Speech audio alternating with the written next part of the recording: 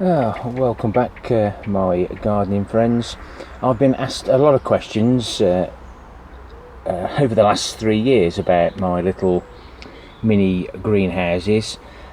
They're yoghurt pots and fruit bottles, and I cut the bottoms off the fruit bottle, and these are the tops from yoghurt pots. And what we do, we plant 3 or 4 seeds like parsnips or carrots, and we keep them covered. It retains the moisture, gives them a little bit of warmth during the cooler days in the spring, and as long as it isn't too hot and you don't let your seedlings get too big, I find this a great way of bringing on the seeds and seedlings until they can be left to their own. These are me raised pallet collar boxes, and we've had issues this year with the motley dwarf virus spread by the carrot willow aphid. And there's the bottom of the yoghurt pots, and the carrots have been thinned. I didn't do it on these because of all the issues. I just chucked loads of carrots in because we thought they were going to end up looking like this. And I've still got to harvest these. We've already removed those, and we got 23 out of 40 carrots. Not good, but not bad. And this is also my parsnips. I always start those early. We've already done a reveal of one of my parsnips, and that's done in exactly the same way. Now look at the growth on those. And we revealed a nice parsnip the other day. I know it's early, it hasn't been frosted, but it'll go in the freezer for an hour if needed. But let's see how we actually create these mini greenhouses from recycled materials.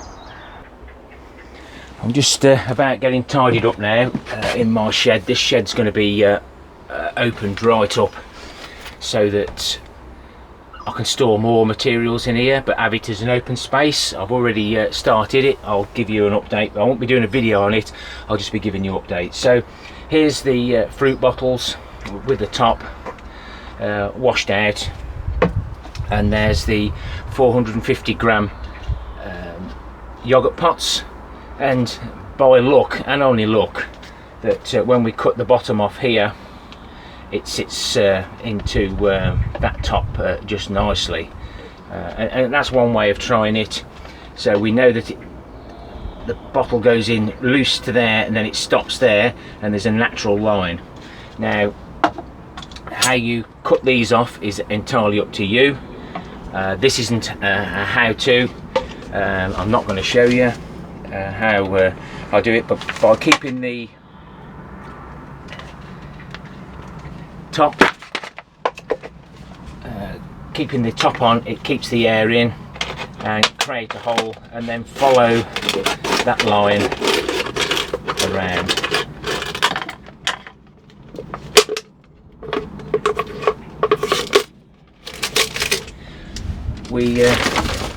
We can't save the planet completely, but I do like to reuse. Once you've cut it off, go around again.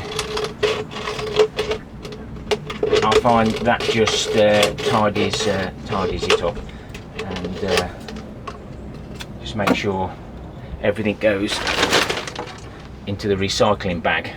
I've got a bin for general waste and a bin for everything else.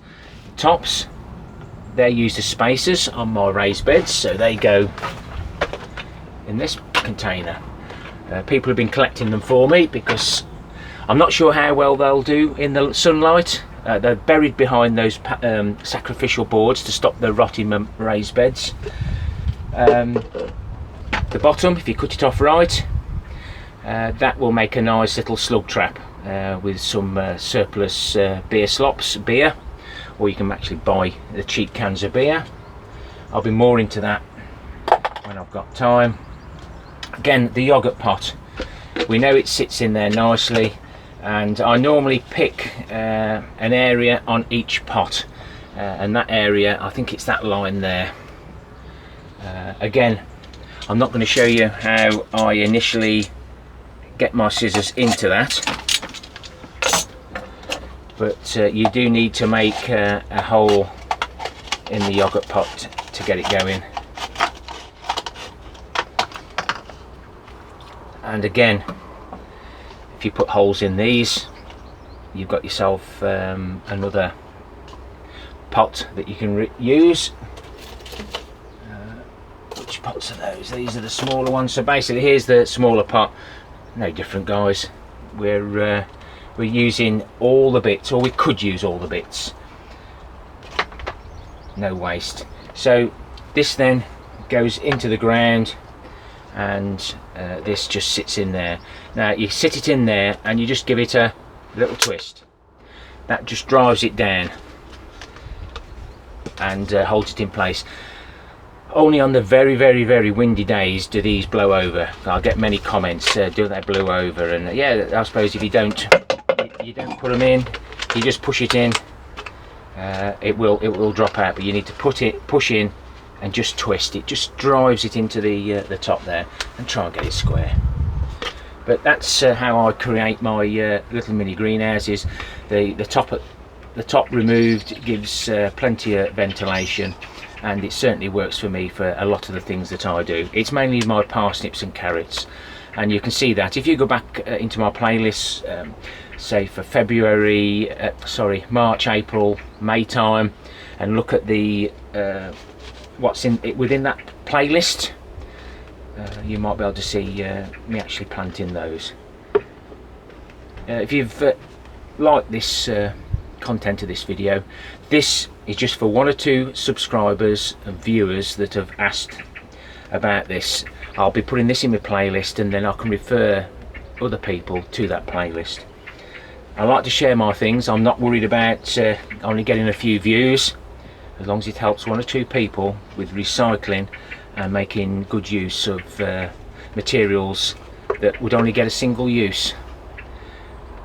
I've had some of these now for 5 years. These bottles, they're only out for a few months. They go back into the dark, store them in the dark, and they'll last for ages. Yeah, but if you're interested, please subscribe, leave me a comment, and share your experiences. People read those comments. When I'm watching a video, I'll always listen and go through the comments, because that's where we learn. It's a great gardening community, and I'm proud to be part of it. Anyone watching this as it goes up, I'm going to be live on BBC Radio Coventry and Warwickshire on one Saturday morning. I don't know what the dates are, but it's it's Saturday today, so it'll be the following Saturday. So this video might go up tonight if it's short enough. If not, it'll be going up within the week. Happy gardening to you all. Till next time, my friends. Ta-ra for now.